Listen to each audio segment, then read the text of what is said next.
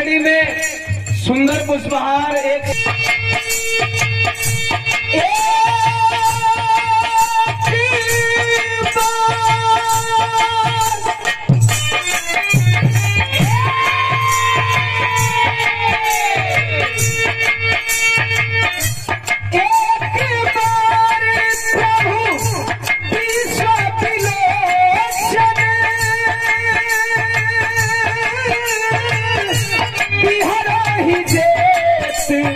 विपिन दुख मोचन नमो बुधाय बोलो नमो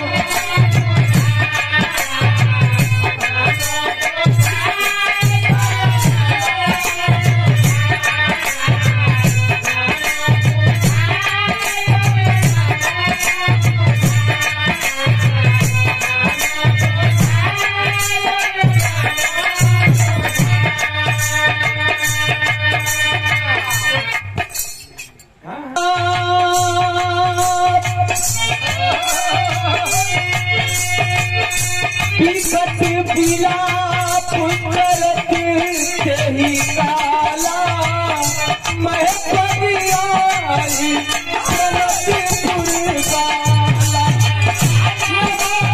बुधा बोलो नमो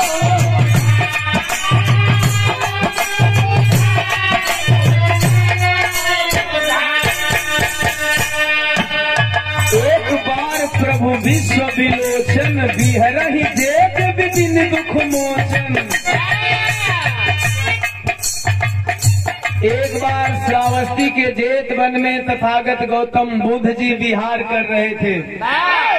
भोरे भोरे का पहर आप लोग खड़ा भैली, हम कष्ट में रही, रहुआ लोग हंसत रही। यही में कई लोगन के लगत है कि दीवाना के खजली तो न भेला, और हमें लगा था कि सब यही बात कर लोगों की दीवाना के खजली, लेकिन अंधविश्वास में ढकेल दिया जाता है। जन्मजात जे वही हम जन्मते हमारी माँ भी नहीं कहती कि बेटा मैं तुम्हारी बड़ी माँ हूँ, मैं संसार की सबसे बड़ी माँ हूँ। वो भी माँ कहती है कि तुम्हारी माँ दूसरी है। चलो उसे ज्यादा मान लेना, मुझे कम मान लेना। तथागत गौतम बुद्ध जी श्रावस्ती के जेठ वन में विहार करे थे। आपका साउंड मजा नहीं दे रहा। हाँ, श्रावस्ती के जेठ वन में विहार कर रहे थे। अचानक एक बुढ़िया रोती हुई आई है, तथागत गौतम बुद्ध जी के चरणों में गिर पड़ी। बुद्ध जी सवाल कर दिए, क्या परेशानी है? वह बुढ़िया बता रही है, दर्द लगता है।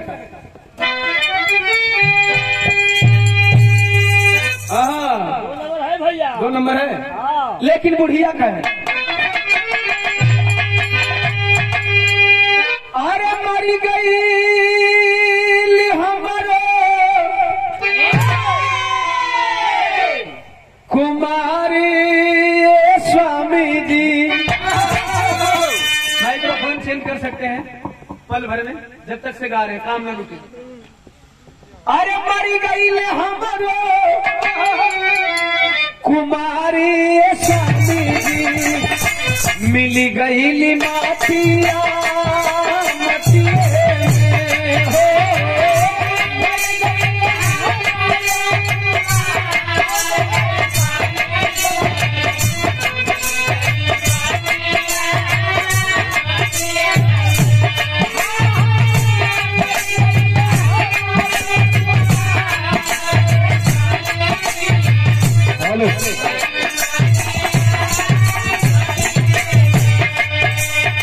मरी गई हमरे कुमार स्वामी जी, मिल गई मटिया मटिया में।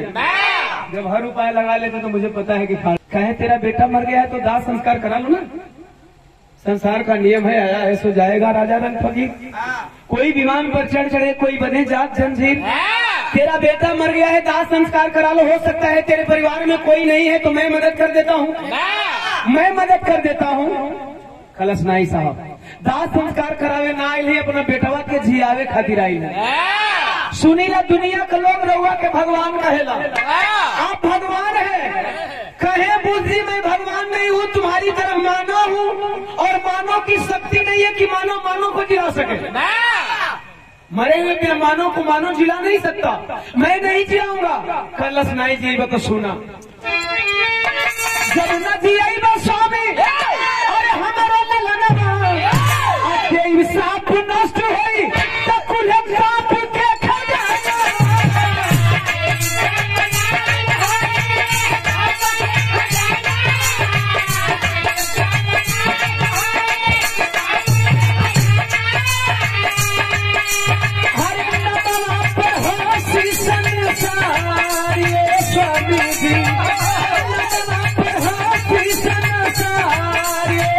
स्वामी जी मिल गई मटिया मटिए में हो।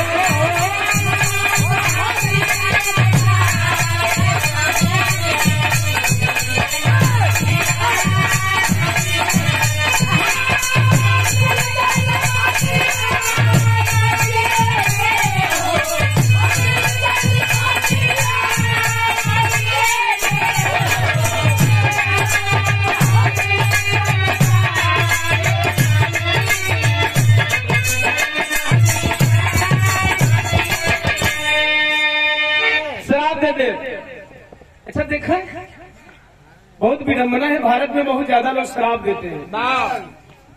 बुढ़िया करिए शराब दे दूंगे, अबे तुम्हारे शराब में इतना दम रही बूढ़ी से कितना लेकर के वही शराब से जिया ले तू।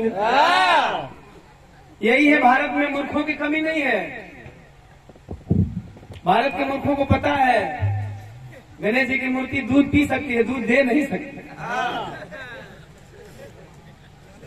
भारत में मूर्खों की कमी नहीं है। अरे दूध पीते हुए गणेश की मूर्ति को आप देखते हो, कभी दूध देते हुए गणेश की मूर्ति को आपने देखा है? कभी आपने प्रयास किया है कि जो मूर्ति दूध पी जाती है वो मूर्ति कभी मुझे दूध दे दे? भारत में मूर्खों की कमी नहीं। एक औरत शराब दे सकती है लेकिन अपने बेटे को जिला नहीं सकती। कहीं आप मेरे बेटे को जिला दीजिए, वो बोले तेरा बेटा नहीं जिएगा, वो बोली शराब दे दूंगी, बोले डर गए, नहीं शराब देने की जरूरत नहीं है, मैं तेरे बेटे को जिला दूंगा, लेकिन मेरी एक शर्त है, तुम मर जाओ। मेरी एक शर्त है, तुम मर जाओ, तुम्हारी आत्मा तेरे बेटे के अंदर आएगी, तुम्हारा बेटा जीवित हो जाएगा, तू मर जाएगी। कल सो हमारा मातिन बुर्बक, तोहरा मातिन चल। हाँ हम मर जाए तो हमारा बेटा जी ही के देखी, कहे चलो ठीक है। अगर तुम मरना नहीं चाहती हो तो तू भी जीवित रहेगी, तेरा बेटा भी जीवित रहेगा, लेकिन शर्त हमारी दूसरी है। कहें दूसरी शर्त कौन बता रहे हैं? जय के लिया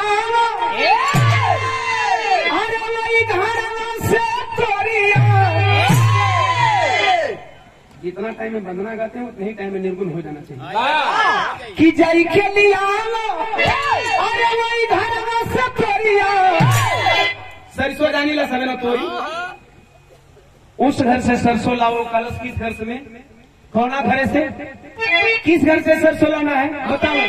कब मत भाई नहीं अरे चावनी पखारी,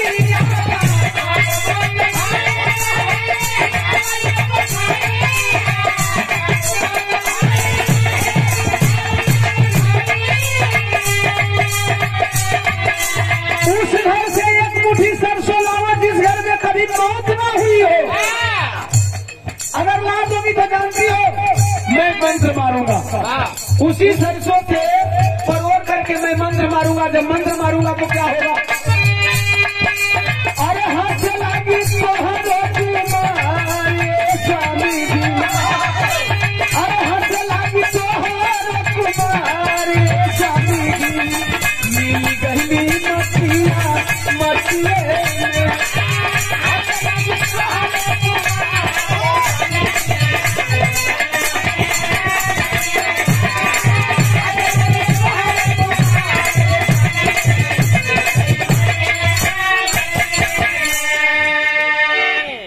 जी जाई तो हर बेटवा जी जाई। जब कोनो घर में मौत न भइल हो वो घर से एक मुट्ठी खाली सरसों भिक्षा के रूप में लेके चले बूतो, विधवा औरत खुश हो गई। ओ हो जाई न भड़सर जाई। मैंने अब अगल बगल का वो गांव चिन्हित करे कि किस किस गांव में जाऊंगी, कौन कौन सा बड़ा गांव है। वो बड़े गांव का नाम देखा, भड़सर जाई। भड़सर नाम मेरी तो कहोतरी बिरनो जाए, वहां ना मिल नहीं श्रीरामपुर छोड़ देना, वो मर्दा सीधे जाए। मर्दा ना मिली तो मऊ जाए, मऊ ना मिली तो गाजीपुर जाए। यानी बड़े बड़े जगहों 10 बज गई, सुबह का 10 बज गया, उसके आवाज लगाने का फल क्या मिला है मास्टर? कि तोरीला में गई कृष्णा, अरे चवन भवनवा, भिक्षांदेही की आवाज लगाती थी, आंचल फैलाती थी। जब लोग भिक्षा लेकर के आते थे हाथ जोड़ करके खड़ी हो जाती थी, बेटा भैया बाबू माई। तो लोग भिक्षा तब दी है जब तुम्हारा घर में कोई मरल हो न हुई, आए है लोग देख के पगलाए जाए, ये बुढ़िया पागल हो गई कि हम लोग पागल हो गए हैं। ये कैसे कह सकती है कि कोई किसी घर में मरा ना हो? संसार का नियम ही ऐसा नहीं है साहब। ऐसे भैया कुछ लोग मर करके जिए हैं वेद पुराण में। नहीं, कुछ बातें स्पष्ट करना हमारी मजबूरी बन जाती है। कुछ बातें स्पष्ट करना हमारी मजबूरी बन जाती है कि वेद पुराण में लोग मर के जिए हैं, लेकिन हमको पता नहीं चलता कि वो लोग जो मर के जिए वो है कहाँ। थोड़ा हम उन लोगों से मिलना चाहते हैं कि थोड़ा हमें भी शौक है कि हमारी भी उम्र बढ़ जाए तो हम अपने समाज के लोगों को ज्यादा दिन तक अपनी बात सुना सकें। मुझे ज्यादा कुछ भूख नहीं है कि बहुत लंबी उम्र हो। न मिले वो खाली किताबिया में जिए।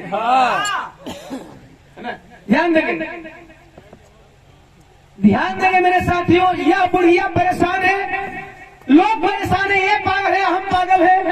लोग बता रहे थे हमारा घरे माई मरल भी, हमारा घरे बेटा मरल बा, हमारा घरे बाबू मरल बना, हमारा घरे भैया मरल बना, हमारा घरे नए पतो मरल भी, हमारे घरे नए बिटिया मरल भी। थोड़ा ही सीटी नहीं आए है, लाचार थक हार के गांव से बाहर निकली है। जब गांव से बाहर निकली तो इतना मॉनिटर बजिया दो कि तुम्हार साउंड रात भर बढ़िया ना बजे। ये तो बड़ी बात है, कुल मॉनिटर महल के पास पहुंची, आवाज लगाई है भिक्षाम नहीं। एक 21 वर्षीय जवान बाला आई, चेहरे की झुर्रियां बता रही थी कि विपत्ति की मारी हुई है, तन पे सफेद साड़ी है। वह बुढ़िया माई आवाज लगाती है भिक्षाम देही, आंचल में ला करके भिक्षा डालना चाहती है। रोक गई बुढ़िया, नहीं, अरे बेटा भिक्षा तब देना जब तेरे घर में कभी मौत न हुई हो। आए है मेरे साथियों, वो है 21 वर्षीय सफेद पोष बाला थी कौन?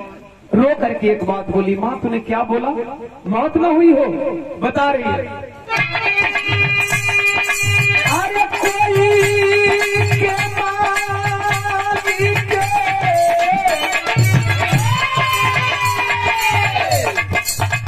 कोई कमानी का सिंगारी स्वामी जी मिल गई मटिया मटिया में।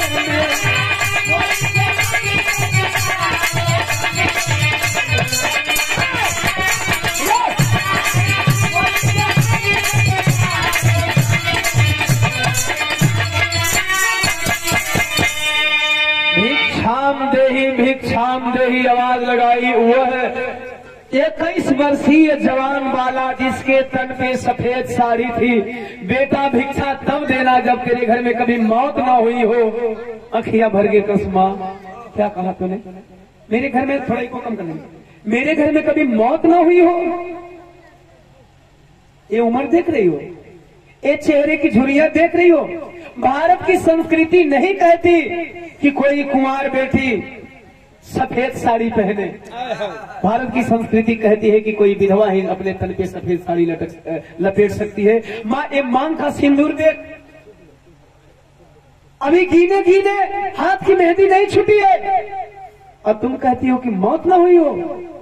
जब वह 21 वर्षीय विधवा आंख में आंसू भर की यह बात बोली कि मैं विधवा हूं माँ, मेरे पति हाल में ही अभी मरे हैं, वह विधवा अपनी जवानी याद कर गई।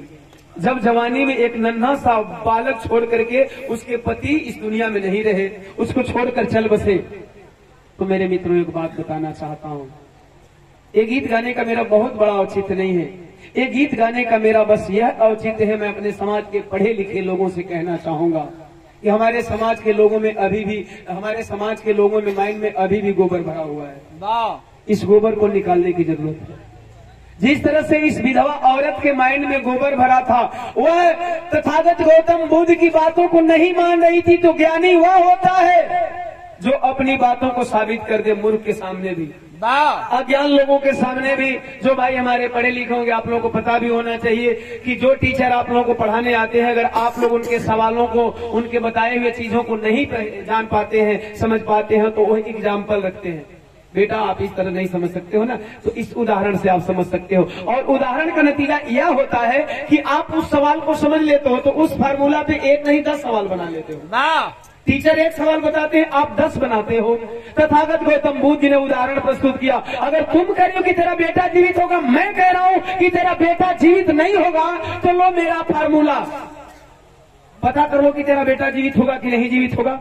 जब विधवा की बात सुनी है, एक विधवा वहां से लौटी है, तो मैं बताना चाह रहा हूं कि अगर एक गणितज्ञ, एक टीचर अपना फार्मूला बताता है और बताने में कामयाब होता है, तो फिर दोबारा अपने स्टूडेंट को हंसते खेलते अरे बुद्ध की सरनिया मेरी मोहमाया गए, अरे स्वामी का भजनिया।